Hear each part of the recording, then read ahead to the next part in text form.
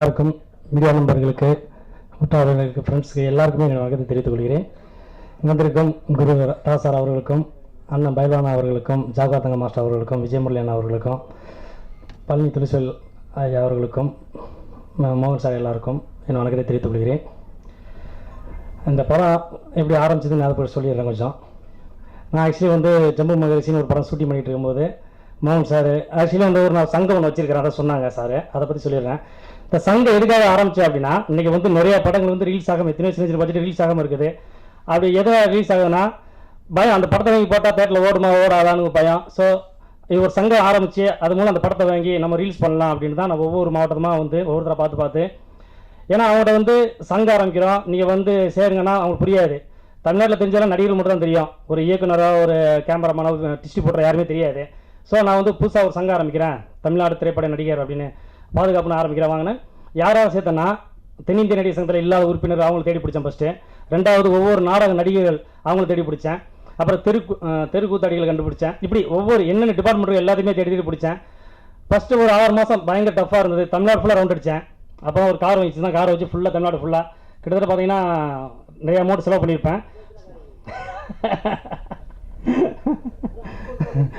So இப்படியே ஆரம்பிச்சு பார்த்தீங்கன்னா கிட்டத்தட்ட ஒரு 18 மாவட்டத்தில் வந்து என்னோடய அமைப்பை பெருசாக பண்ணேன்.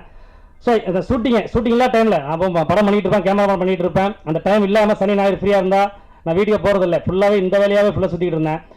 ஸோ ஃபஸ்ட்டு சாருக்கு தயங்கமானாங்க, அப்புறம் 5 பேர் ஜாயின் பண்ணாங்க, அப்புறம் இன்றைக்கி கிட்ட 20,000 பேர் மாதிரி ஜாயின் பண்ணிட்டாங்க எல்லாருமே. ஸோ அப்போ வந்து ஒவ்வொரு ஊர்லேயும் வந்து ஃபங்க்ஷன் வைப்போம். அப்போ தான் கரூரில் போய் மொதல் ஃபங்க்ஷன் வைக்கிறேன். கிட்டத்தட்ட கரூர்லேயே எனக்கு கிட்டத்தட்ட அப்போ பார்த்தீங்கன்னா ஃபஸ்ட்டு ஒரு 100 பேர் ஜாயின் பண்ணாங்க. ஸோ அங்கே தலைவர் பொருளாதார செயலாளர் இப்படி வரும்போது அங்கே தலைவர் ஈட்டி கணேசன் அப்படின்னு ஒருத்தர் இது பண்ணேன். ஸோ அவர் தான் வந்து சாரை கூப்பிட்டு வந்து கரூர் மாவட்டத்துக்கு செயலாளராக பண்ணார். ஸோ அங்கே ஒரு ஃபங்க்ஷன் வச்சோம். அந்த ஃபங்க்ஷனில் பார்த்தீங்கன்னா மினிமம் எப்படி இருந்தாலும் ஒரு 2000 பேருக்கு மேலே வந்திருப்பாங்க. ஸோ அதில் ஒரு 1000-1500 எங்கள் மெம்பர் ஆகினாங்க.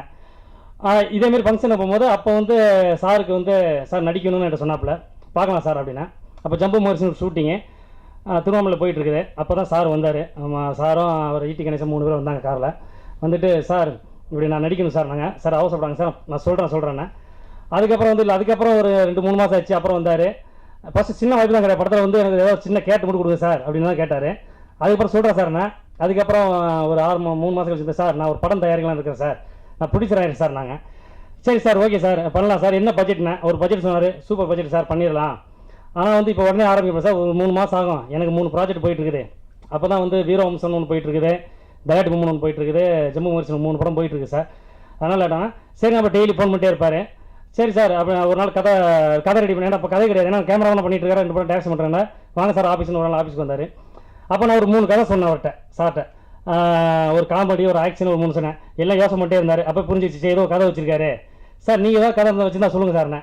இல்லை பரவாயில்ல இந்த கதையை பண்ணலாம். இல்லை பரவாயில்ல நீங்கள் கதையை சொல்லுங்கண்ணே. அவர் கதை சொன்னார், ரொம்ப பிடிச்சிருச்சு. என்னென்னா அது சமுதாயத்தில் ஒரு முக்கியமான கதை, அந்த சமுதாயத்தை மாற்றத்துக்காக ஒரு கதை.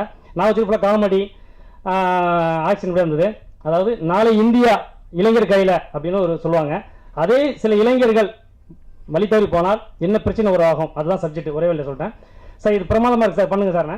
இப்போ அவர் வந்து ஒன்லி நடிகராக ப்ரொடியூசர் தான். அப்போ எங்களுக்கு ஒரு அட்வான்ஸ் கொடுத்துட்டு சார் வாங்க டிஸ்கஷன் ஸ்டார்ட் பண்ணலான்னாரு. சார் எனக்கு 2 படம் இருக்குது, நான் வர முடியாது, நான் ஒரு டீம் அனுப்புகிறேன் அப்படின்னு ஒரு டீம் அனுப்பி வச்சேன். சார் அவருக்காக தானே எல்லாம் பிரச்சனை இல்லைன்னு சொல்லிட்டு நான் எஸ்கே பவர் தான் முதல்ல அவர் கதையை சூஸ் பண்ணது. ஏன்னா நமக்கு 2-3 படம் இருக்குது, நம்ம கதைனா ஃபுல்லாக உட்கார சொல்லுவார் அப்படின்னு சொல்லிட்டு சரி தப்பிச்சிடலாம் சொல்லிட்டு சார். ஆனால் கதையும் நல்லா இருந்தது, பண்ணாங்க. டிஸ்கஷன் போயிட்டே இருந்தது. டிஸ்கஷன் முடிஞ்சது, ஸ்கிரிப்ட் எல்லாம் ரெடி ஆயிடுச்சு. ஆனால் எப்போ ஷூட்டிங் போகலாம் ஏன்னா சொல்ல முடியும் டேட்டு, ஏன்னா எனக்கு ஒர்க்கு போயிட்டு பண்ண முடியல. ஆனால் எப்போ பண்ணலாம் சார். அப்போ சார் ஒரு டேரக்டர் ஒரு ஆள் வச்சுக்கலாம், கேமரா மட்டும் ஒர்க் பண்ணுறாங்க, அப்போல்லாம் முடியாது, நீங்கள் டேரக்டர் பண்ணால் தான் பண்ணுவேன் இல்லைன்றார். சரி சார் அப்போ ஹீரோ வந்து சூஸ் பண்ணுறோம் சார்.